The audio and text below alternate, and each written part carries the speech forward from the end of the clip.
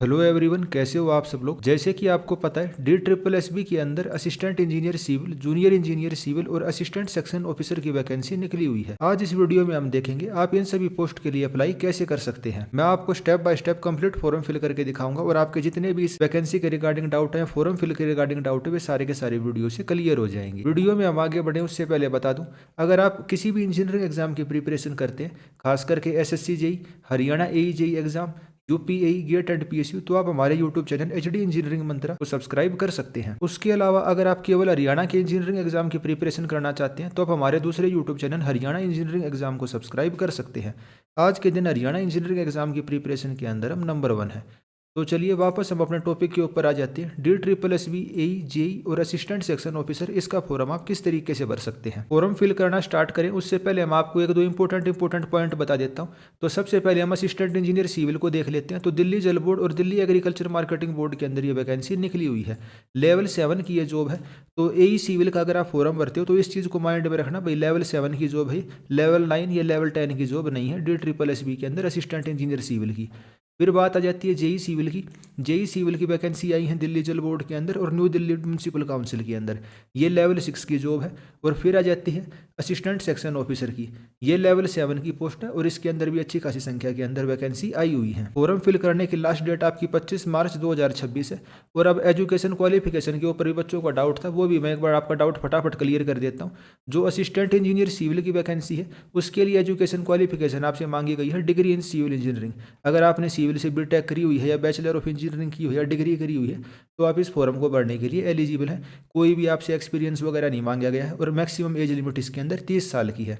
और सर्टिफिकेट के ऊपर भी बहुत बच्चों को डाउट होता है, भाई आप हरियाणा की OBC हो या उत्तर प्रदेश की SC कैटेगरी के कैंडिडेट हो, तो वो चीज़ मैं आपको बता दूं, आपके पास दिल्ली सरकार का सर्टिफिकेट होना चाहिए। गवर्नमेंट ऑफ दिल्ली जो सर्टिफिकेट इशू करती है, अगर आपके पास वो वाला सर्टिफिकेट है तो ही इसके अंदर आप कैटेगरी से फॉर्म फिल कर सकते हो। अगर आप वैसे फॉर्म फिल करना चाहते हो तो आप केवल जनरल कैटेगरी से ही फॉर्म इसके अंदर भर सकते हो। फिर बात आ जाती है जेई सिविल की। इसके अंदर 2 डिपार्टमेंट के अंदर निकली हुई है, एक तो दिल्ली जल बोर्ड के अंदर निकली हुई है, एक निकली हुई है न्यू दिल्ली म्यूनसिपल काउंसिल के अंदर। दिल्ली जल बोर्ड के अंदर जो एजुकेशन क्वालिफिकेशन है, तो भाई अगर आपने डिग्री कर रखी है सिविल इंजीनियरिंग से तो भी आप इस फॉर्म को भरने के लिए एलिजिबल हो। अगर आपने 3 साल का डिप्लोमा कर रखा है तो भी आप इस फॉर्म को भरने के लिए एलिजिबल हो। लेकिन अगर जो डिप्लोमा आपने किया हुआ है तो साथ साथ आपको 2 साल का एक्सपीरियंस भी दिखाना पड़ेगा। एक्सपीरियंस होना चाहिए आपके पास प्लानिंग का, एग्जीक्यूशन का या फिर मेंटेनेंस का। तो ये चीज़ आपको क्लियर हो गई होगी कि भाई अगर आपके पास केवल डिप्लोमा है तो आप दिल्ली जल बोर्ड वाली वैकेंसी के लिए अप्लाई नहीं कर सकते। इसके लिए आपके पास डिग्री होनी चाहिए। और इसकी सैलरी कितनी है, वहीं लेवल 6 की जॉब है, ग्रुप B। और मैक्सिमम एज लिमिट इसके अंदर 30 ईयर्स है। फिर आ जाती है न्यू दिल्ली म्यूनसिपल काउंसिल। उसके अंदर जो आपकी एजुकेशन क्वालिफिकेशन मांगी गई है, 3 साल का आपका डिप्लोमा मांगा गया है और ये इसेंशियल इसने लिखी हुई है। तो भैया आपके पास 3 साल का डिप्लोमा है तो ही आप इस फॉर्म को भरने के लिए एलिजिबल हो। अगर आपने केवल BTech करी हुई है या आपके पास केवल डिग्री है तो आप न्यू दिल्ली म्यूनसिपल काउंसिल के अंदर फॉर्म को नहीं भर सकते। और सैलरी के अंदर भी लेवल 6 की जॉब है, लेकिन ये ग्रुप C की नॉन गजेटेड पोस्ट है। तो इस चीज़ को ध्यान रखना, न्यू दिल्ली म्यूनसिपल काउंसिल में जेई की पोस्ट है वो ग्रुप C की है और दिल्ली जल बोर्ड के अंदर ग्रुप B की है। और फिर अब बात आ जाती है असिस्टेंट सेक्शन ऑफिसर की। तो असिस्टेंट सेक्शन ऑफिसर के लिए एजुकेशन क्वालिफिकेशन क्या मांगी गई है, bachelor degree from recognized institute, यानी सिंपल आपके पास ग्रेजुएशन होनी चाहिए तो आप असिस्टेंट सेक्शन ऑफिसर के लिए अप्लाई कर सकते हो। लेवल 7 की ग्रुप B की पोस्ट है। सैलरी इसके अंदर 44,900 से लेकर 1,42,400 रहती है। अब हम फॉर्म फिल करना स्टार्ट करते हैं। भाई किस तरीके से फॉर्म भरा जाएगा वो मैं आपको बता देता हूँ। सबसे पहले आपको इस वाली वेबसाइट के ऊपर चला जाना है, DSSBonline.nic.in। तो इस वाली वेबसाइट के ऊपर जाके आपको क्या करना पड़ेगा, क्लिक फॉर न्यू रजिस्ट्रेशन। अगर आज से पहले आपने कभी भी DSSB के लिए अप्लाई नहीं किया तो आप क्या करेंगे, क्लिक फॉर न्यू रजिस्ट्रेशन के ऊपर इस पर आपको क्लिक करना और आगे मैं दिखाता हूँ कैसे आता है। कुछ इस तरीके से आपका पेज ओपन हो जाता है। इसके अंदर आपको अपना नाम बताना पड़ेगा, भाई आपकी डेट ऑफ बर्थ क्या है 10th क्लास के सर्टिफिकेट के अकॉर्डिंग, और 10th क्लास का आपको रोल नंबर लिखना पड़ेगा। जो आप 10th क्लास का रोल नंबर लिखो केवल उसके अंदर आपको न्यूमेरिकल लिखने। फॉर एग्जांपल अगर आपका रोल नंबर है 12CSC0204 तो आपको जो ये अल्फ़ाबेट है CSC ये नहीं लिखने, आपको केवल न्यूमेरिकल लिखने 120204। इस तरीके से आपको इसके अंदर अप्लाई करना है। 10th का जो आपका रोल नंबर है आप कह सकते हो एक तरीके से आपकी इसके अंदर लॉगिन ID बन जाती है और उसके थ्रू ही आपको अप्लाई करना है। फिर अपना मोबाइल नंबर लिखना है, ईमेल ID लिखनी है, ईमेल और आपका जो फ़ोन नंबर है उसके ऊपर OTP आएगी, उसको आपको वेरीफाई करना है। अगर आपके पास आधार कार्ड है तो आधार कार्ड की आपको इसमें डिटेल देनी पड़ेगी भाई ID प्रूफ के तौर पर। और अंडरटेकिंग आपको सिलेक्ट करनी है, एक आपको पासवर्ड बनाना है और इसको सबमिट कर देना है। सबमिट करने के बाद जो आपका रजिस्ट्रेशन होता है दिल्ली सबऑर्डिनेट सर्विस बोर्ड के अंदर, जो वन टाइम रजिस्ट्रेशन करना होता है वो कंप्लीट हो जाता है। तो मैंने पहले से रजिस्ट्रेशन कर रखा है, तो मैं बैक जाऊंगा और फिर क्या करूंगा, क्लिक टू साइन इन। आपको साइन इन करना पड़ेगा। इसके अंदर आपको अपनी डेट ऑफ बर्थ भरनी है, 10th का रोल नंबर, 10th आपने कौन से साल में पास करी, और जो ये विजुअल कोड है ये आपको लिखना है और साइन इन करना है। मैं साइन इन कर लेता हूँ, फिर आपको दिखाता हूँ आगे स्टेप में क्या आता है। साइन इन करने के बाद कुछ इस तरीके से पेज ओपन हो जाता है, जिसके अंदर आपकी सारी की सारी डिटेल रहती है। भैया आपका रजिस्ट्रेशन नंबर क्या है, आपका नेम क्या है, फादर नेम क्या है, स्पाउस की डिटेल, नेशनलिटी, मोबाइल नंबर क्या है, और यूआईडी यानी कि आपका आधार कार्ड का नंबर क्या है, मोबाइल वो मदर नेम क्या है, जेंडर क्या है, ईमेल आईडी क्या है। और यहाँ पे जो मॉडिफाई का ऑप्शन है इसके ऊपर क्लिक करके आप अपना मोबाइल नंबर और ईमेल आईडी यहाँ से चेंज भी कर सकते हैं। अगर आप चेंज करना चाहो तो कर सकते हो, बाकी आपने पहले भरी होंगी तो सही ही भरी होंगी, ये मेरे को पता है। आपको अप्लाई करना है न्यू एप्लीकेशन के लिए। आप इस पेज के अंदर ऊपर देखिए अप्लाई फॉर न्यू एप्लीकेशन, ठीक है, ये आपको ऑप्शन दिख गया ना, अप्लाई फॉर न्यू एप्लीकेशन। इस पर हमें क्लिक करना है। इस पर क्लिक करने के बाद कुछ इस तरीके से सारे के सारे ऑप्शन आपके ओपन हो जाते हैं कि भाई आप लीगल असिस्टेंट के लिए अप्लाई करना चाहते हो, असिस्टेंट इंजीनियर सिविल के लिए अप्लाई करना चाहते हो, या जेई सिविल के लिए, या असिस्टेंट सेक्शन ऑफिसर के लिए। तो एक एक करके मैं आपको सारे बता देता हूँ स्टेप बाय स्टेप भाई किस तरीके से अप्लाई होगा। एग्जाम फॉर्म फिल करने की फीस आपकी कितनी है, 100 रुपये केवल आपको इसकी फीस देनी है। डीडीए वाला काम नहीं कर रखा कि भाई 3-3 हज़ार रुपये आपसे मांगने लग रहे हैं। तो अब मैं अप्लाई करना स्टार्ट करता हूँ। सबसे पहले मैं एई सिविल के लिए अप्लाई करता हूँ, और इसके लिए एजुकेशन क्वालिफिकेशन क्या मांगी गई है, डिग्री इन सिविल इंजीनियरिंग। तो अप्लाई नाउ के ऊपर आपको क्लिक करना है। कुछ इस तरीके से आपकी सारा का सारी डिटेल इसके अंदर ओपन हो जाती है कि भाई आपका नेम क्या है, फादर नेम क्या है, जेंडर क्या है, कौन से देश से आप बिलोंग करते हो, एज क्या है। आपको इसके अंदर क्या करना है, अपना प्रेजेंट एड्रेस और परमानेंट एड्रेस इसके अंदर फिल करना है। फिर इसके अंदर आपको अपनी कैटेगरी की डिटेल सेलेक्ट करनी है। तो कैटेगरी के बारे में मैंने आपको बता ही दिया। अगर दिल्ली सरकार के द्वारा इशू किया हुआ आपके पास सर्टिफिकेट है तो ही आप इसके अंदर रिजर्वेशन का फायदा ले सकते हो। आपका सर्टिफिकेट केवल दिल्ली सरकार का ही होना चाहिए।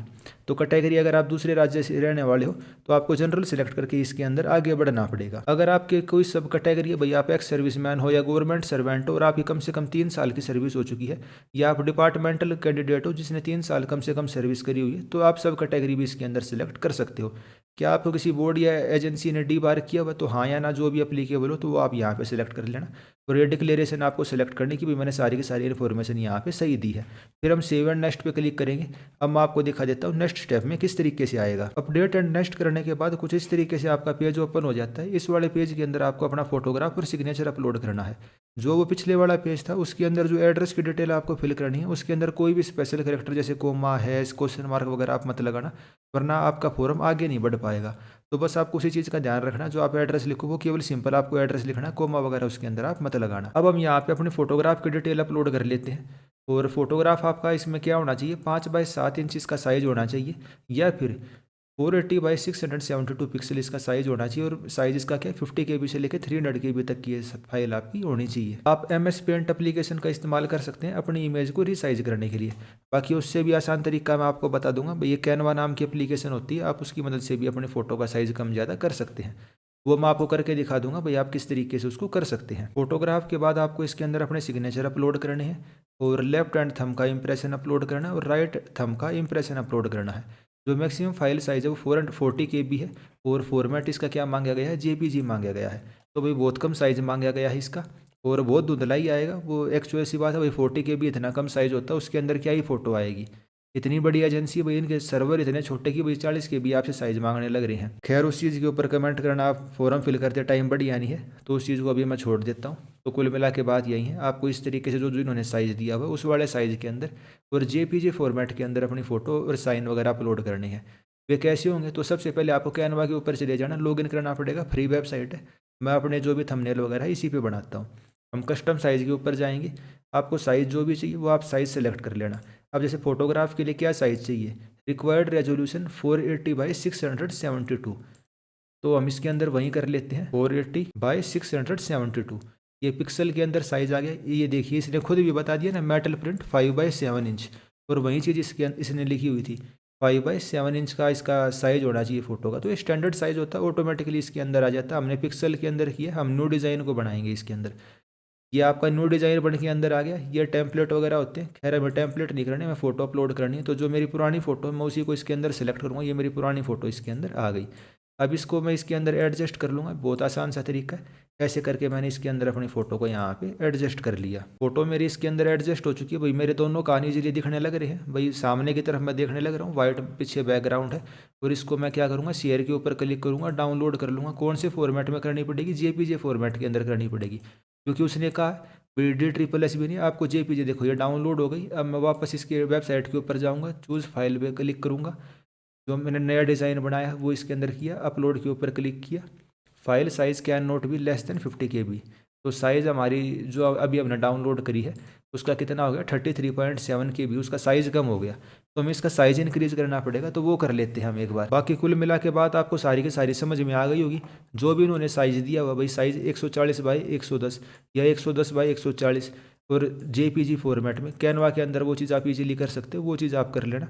मैं इसका साइज़ वगैरह करके फ़ोटो, सिग्नेचर और जो थंब के इंप्रेशन वगैरह है वो सारे के सारे मैं अपलोड कर लेता हूँ। फिर आपको दिखाता हूँ अगले स्टेप में कैसे आता है। फोटोग्राफ और थंब इंप्रेशन इसके अंदर अपलोड करने के बाद आपको नेक्स्ट पे क्लिक करना है। फिर इसके अंदर आपको आपकी एजुकेशन, क्वालिफिकेशन या एक्सपीरियंस की डिटेल सबमिट करनी पड़ेगी। जैसे कि अभी मैं असिस्टेंट इंजीनियर वाली पोस्ट के लिए अप्लाई करने लग रहा हूँ, तो 2 पोस्ट हैं इसके अंदर, दिल्ली एग्रीकल्चर मार्केटिंग बोर्ड और दिल्ली जल बोर्ड। इसके अंदर भाई मिनिमम एज कितनी है, 18 साल, मैक्सिमम 32 ईयर। और एसेंशियल क्वालिफिकेशन है degree in civil engineering from a recognize institute. तो भाई आपको सेलेक्ट कर लेना आप किस किस पोस्ट के लिए अप्लाई करना चाहते हो। तो भाई मैं दोनों को सिलेक्ट कर लेता हूँ। फिर मैं क्या करूँगा, सेव एंड नेक्स्ट पे क्लिक करूँगा। उसके बाद सेलेक्ट डिपार्टमेंट या पोस्ट टू फिल क्वालिफिकेशन। तो भाई दिल्ली एग्रीकल्चर मार्केटिंग बोर्ड के लिए आप मैं एजुकेशन क्वालिफिकेशन ऐड करना चाहता हूँ। तो कौन सी education qualification, degree in civil engineering में ऐड करना चाहता हूँ। इसके अंदर आपको अपनी सारी के सारी डिटेल इसके अंदर सबमिट करनी पड़ेगी। भाई क्वालिफिकेशन क्या आएगी, आपकी ग्रेजुएशन आएगी। डिसिप्लिन भाई डिग्री इन सिविल इंजीनियरिंग। फिर आपसे क्या मांगेगा, percentage up to 2 decimal point. तो इसके अंदर भाई आपके बीटेक में कितने नंबर हैं ये बताने पड़ेंगे। फॉर एग्जाम्पल अगर आपके पास CGPA में नंबर है, मान लो किसी की 9 CGPA है और वहाँ पे कन्वर्जन का फैक्टर है 9, तो 9 × 9 81 आ जाएंगे। तो उस तरीके से आपको इसके अंदर अपनी परसेंटेज लिख लेनी है। भाई आप कौन से स्टेट से आपने करी हुई है बीटेक वो लिख लेना। उस स्टेट की कौन सी बोर्ड या यूनिवर्सिटी से करी हुई है वो वाली यहाँ पे आप सेलेक्ट कर लेना। अगर आपका उसके अंदर ऑप्शन आने लग रहा है तो बढ़िया बात है, वरना आप अदर करके भी इसके अंदर सबमिट कर सकते हैं।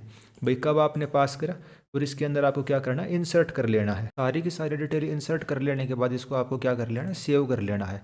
तो इस तरीके से आएगा, do you want to save finally, if yes then click okay else cancel. तो हम इसमें ओके करेंगे। डाटा सेव्ड फॉर 1 डिपार्टमेंट, एक डिपार्टमेंट के लिए हमारा डाटा सेव हो गया। Fill all the department and then proceed. तो आपको सभी डिपार्टमेंट के लिए फिल करना पड़ेगा और प्रोसीड करना पड़ेगा। तो हम इसमें ओके कर लेते हैं। फिर हमें क्या सिलेक्ट करना है, दिल्ली जल बोर्ड असिस्टेंट इंजीनियर सिविल को सिलेक्ट कर लेना है। इसके अंदर क्वालिफिकेशन क्या मांगी है, डिग्री, डिग्री को हम सिलेक्ट करेंगे। भाई ग्रेजुएशन करी हुई है, degree in civil engineering select करेंगे। फिर इसके अंदर आपको नंबर बताने पड़ेंगे, भैया आपके कितने नंबर थे। फिर आपने कौन से स्टेट से करी है वो आपको इसके अंदर डिटेल देनी है। भाई दिल्ली, हरियाणा, उत्तर प्रदेश, जहाँ से भी है आपने वहाँ से करी है। कौन सी बोर्ड या आपकी यूनिवर्सिटी थी वो आपको सेलेक्ट कर लेनी है। तो यूनिवर्सिटी का यहाँ पे नाम लिख देना। अगर वो बोर्ड यूनिवर्सिटी के अंदर नहीं दे रखा, कौन से टाइम पास करिए, इंसर्ट कर लेनी है और सेव कर लेनी है। और फिर हम नेक्स्ट पे क्लिक करेंगे। ये सारी चीज़ें मैं कर लेता हूँ, फिर दिखाता हूँ आगे कैसे आता है। असिस्टेंट इंजीनियर सिविल के अंदर 2 डिपार्टमेंट थी, दिल्ली एग्रीकल्चर मार्केटिंग बोर्ड और दिल्ली जल बोर्ड। दोनों के अंदर भाई मैंने जो एजुकेशन क्वालिफिकेशन है वो ऐड कर ली। फिर हम क्या करेंगे, नेक्स्ट के ऊपर क्लिक करेंगे। नेक्स्ट के ऊपर क्लिक करने के बाद आपका पूरा का पूरा एप्लीकेशन फॉर्म ओपन हो जाता है। भाई जो आपकी ने एड्रेस की डिटेल दी थी, आपने फ़ोटो अपलोड करी थी, आपके थंब इंप्रेशन हो गई, और किस किस पोस्ट के लिए आपने अप्लाई किया था या एजुकेशन क्वालिफिकेशन आपने क्या क्या ऐड करी थी वो आप देख सकते हैं। भाई दिल्ली एग्रीकल्चर मार्केटिंग बोर्ड और दिल्ली जल बोर्ड दोनों के लिए मेरी ग्रेजुएशन की डिटेल इसके अंदर शो करने लग रहा है। अगर आपको इसके अंदर किसी चीज़ के अंदर भाई गड़बड़ लगती है तो आप इसमें देखिए edit personal detail, edit photo, edit qualification and experience, इसके ऊपर क्लिक करके अपनी भाई उस डिटेल को चेंज कर सकते हैं। फिर आपको डिक्लेरेशन को सिलेक्ट कर लेना। भाई मैंने सारी इन्फॉर्मेशन सही सही दी है, इसी वाले डिक्लेरेशन को भी सिलेक्ट कर लेना। और फिर क्या करना है, पे online and submit final application, इसके ऊपर हम क्लिक करेंगे। आप किस पोस्ट के लिए अप्लाई करना चाहते हो, assistant engineer civil, post code 802/26। हम यह क्या करेंगे, पे ऑनलाइन के ऊपर क्लिक करेंगे।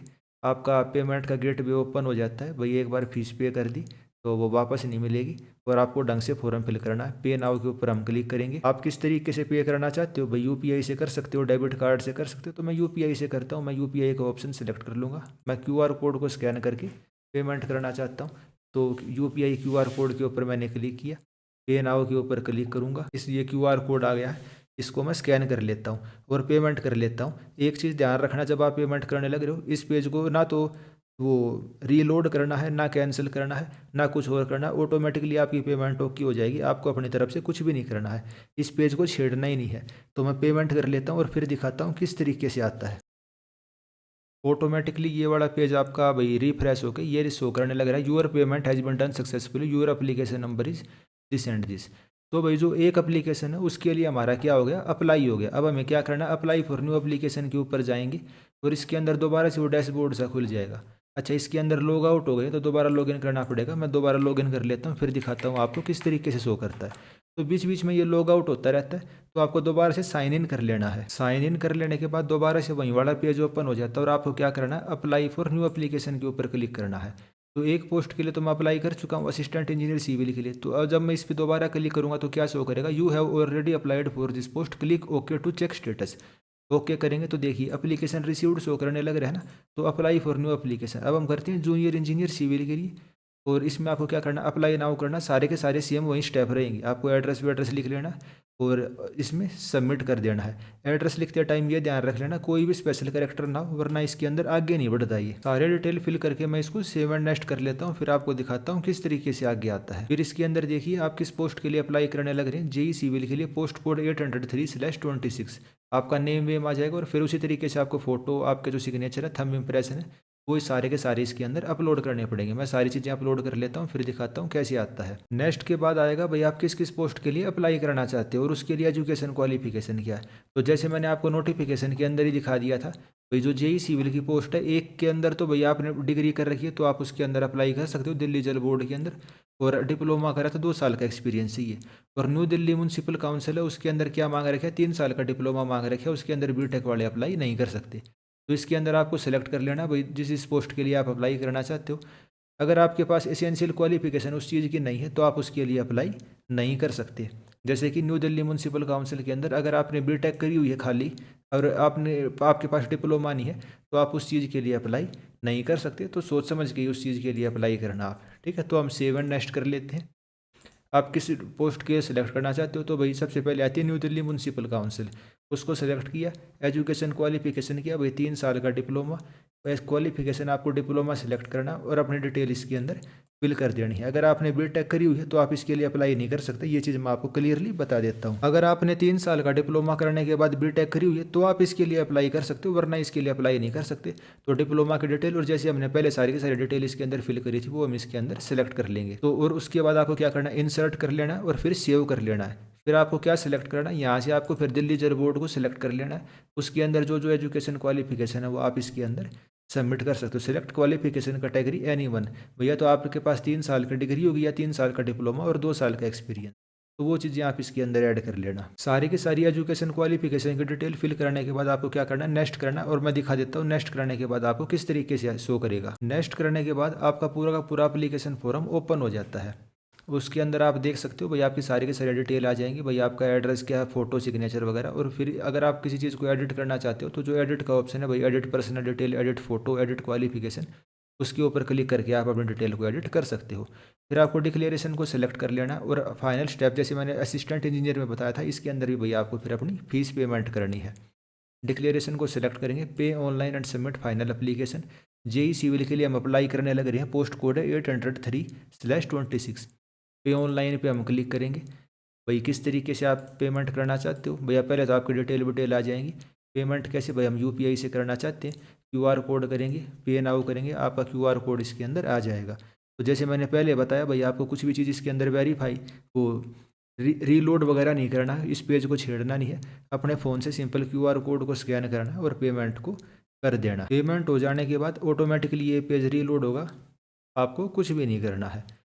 भाई बहुत सारे स्टूडेंट फिर कमेंट कर करके पूछते हैं कि सर गड़बड़ हो गई, ये हो गई। तो आपको इस तरीके से लिखे हुआ आ जाएगा, your payment have been done successfully, your application number is this and this. फिर आपको क्या करना है, अप्लाई फॉर न्यू एप्लीकेशन के ऊपर क्लिक करना है, ठीक है। ऐसे ही जितनी, अब देखो ये दोबारा लॉग आउट हो गया तो हम क्या करेंगे, इसके अंदर दोबारा से लॉग इन कर लेंगे।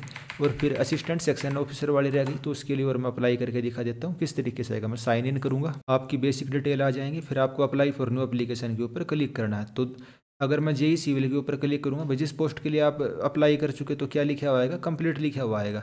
तो अब आपको सेलेक्ट कर लेना है असिस्टेंट सेक्शन ऑफिसर, अगर आप इसके लिए अप्लाई करना चाहते हो। अप्लाई नाउ के ऊपर क्लिक करेंगे, आपकी डिटेल आएंगी, आपको अपना एड्रेस लिख लेना है। सेव एंड नेक्स्ट करने के बाद भाई आपको अपनी फोटो वगैरह और सिग्नेचर वगैरह इसके अंदर अपलोड कर लेना है। तो सारा का सारा सेम वही प्रोसेस रहेगा भाई। फोटो सिग्नेचर आप अपने कैसे अपलोड करेंगे, तो फोटो सिग्नेचर मैं अपलोड कर लेता हूँ, फिर आपको दिखाता हूँ किस तरीके से आता है। नेक्स्ट करने के बाद भाई जितनी भी पोस्ट है असिस्टेंट सेक्शन ऑफिसर की सारी ओपन हो जाएंगी।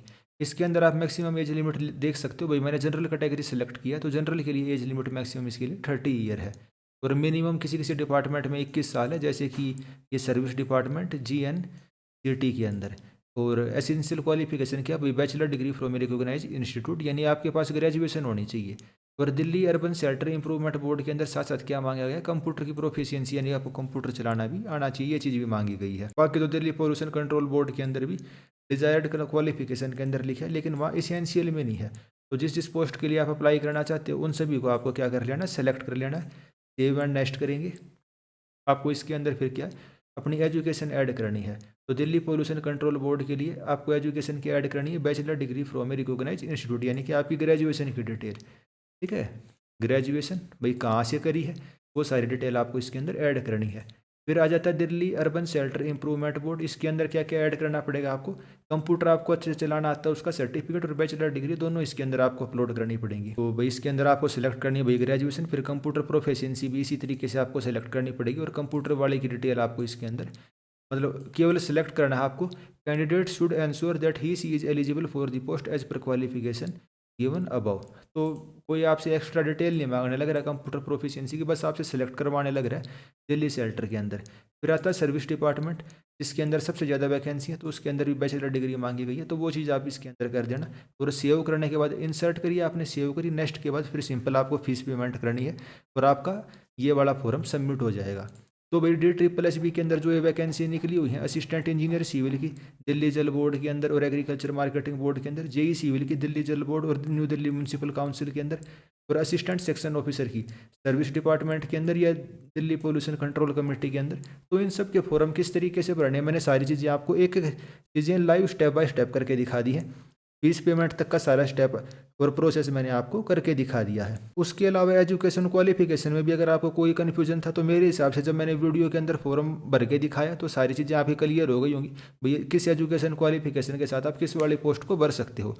रिजर्वेशन सर्टिफिकेट भैया आपका OBC का सर्टिफिकेट, EWS का सर्टिफिकेट चल पाएगा कि नहीं चल पाएगा, उसके रिगार्डिंग भी मैंने आपको बता दी। भाई दिल्ली सरकार का सर्टिफिकेट होना चाहिए, हरियाणा सरकार का, राजस्थान सरकार का, उत्तर प्रदेश सरकार का सर्टिफिकेट आपका इसके अंदर वैलिड नहीं रहेगा। तो भाई DSSS के अंदर जो ये लेटेस्ट रिक्रूटमेंट आई हुई है, एडवर्टीजमेंट 4593 करके 20/2 का ये नोटिफिकेशन है, और एडवर्टीजमेंट नंबर 802/26, 803/26, 804/26, इनके फॉर्म किस तरीके से भरने हैं वो मैंने आपको अच्छे तरीके से समझा दिए हैं।